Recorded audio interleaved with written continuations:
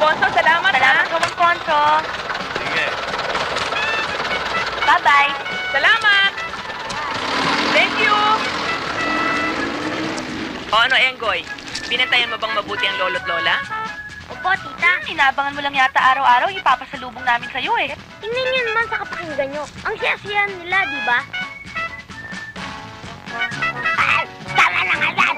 Tama ingin na yan, di tayo magkaintindihan! Tinatandaan ko ito, Ay, eh. nakakabulis ka na! Huwag nga makialam. Ayan, dumating na mga puno, ayan na! Mabuti, mabuti. Ayan na! La? Mano po, lolo? Ano po, Lo? La? Magkain na kayo. Kasi ko tanta! Ay! Bakit nakalabas ang mga ito?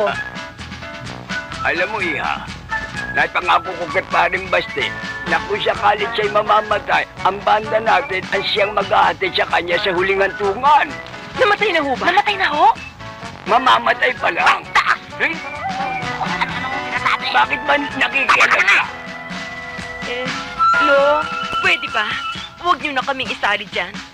Kaya nga ho nagtitindo kami ngayon sa palengke. Nahihiya na kami dyan eh. Kinahiya ba niyo ang pagkamusiko natin? Hoy, dapat yung malaman na ito'y binuhay ko sa inyong ama. At ito din binuhay sa inyo ng inyong ama. Kayo'y pinapag-aral. Pinagtapos sa pag-aral. Wala kayong utang na loob. Eh, Lo, alam mo namin yan. Eh, kaya nga ho, hindi ba nung araw nung kasali kami sa ganyan-ganyan ito? Eh, ngayon ho, hindi na ho ako marunong humawak niyan tsaka gumamit niyan eh.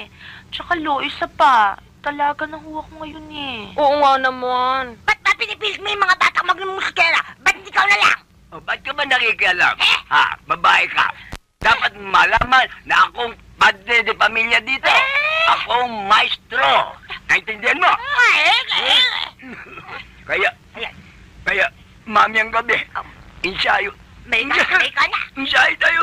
Eh, ensayo na po. Uy, mamayang gabi, may ensayo tayo. May ensayo na po Mamayang kami, gabi. Lolo. May saya! May saya! May saya! Hoy, huwag kayo sisigaw-sigaw. Tuturututin kita, hayop ka. Sige.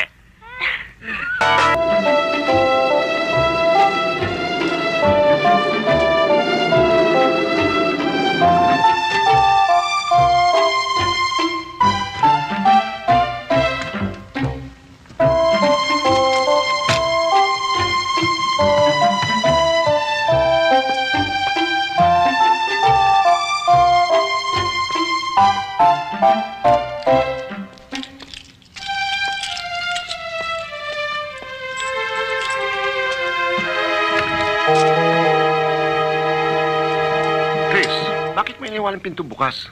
Eh, boss, sarado yun ang iniwan ko. Mamaya pinagnakawan na tayo rito, hindi natin alam. Chris, magsaing ka na. Nagugutom na ako eh.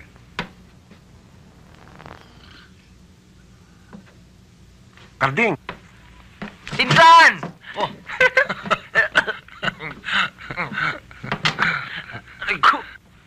Paano ko nakapasok dito? Eh, dumating ako dito kanina, wala ka. Ginawa ko, duman ako sa likod. Sinungkit ko yung trangka. Oh, nandito na ako. Paano na? Natatanda mo ba ang lugar na ito? Ang ginawa ko, nag-taxi ako.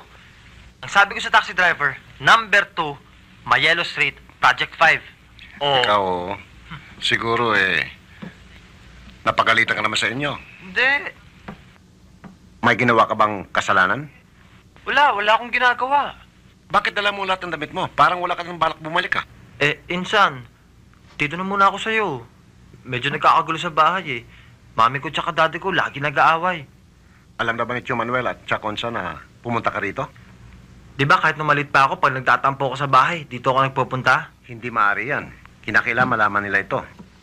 Kung mapagtiisan mong kahirapan namin dito, okay na sa akin. Siya nga pala, si Chris. Katulong ko sa pagdi-deliver ng Ay. yelo. Kuya, gusto mo sama lang ako sa pagrarasyon ng yelo mo?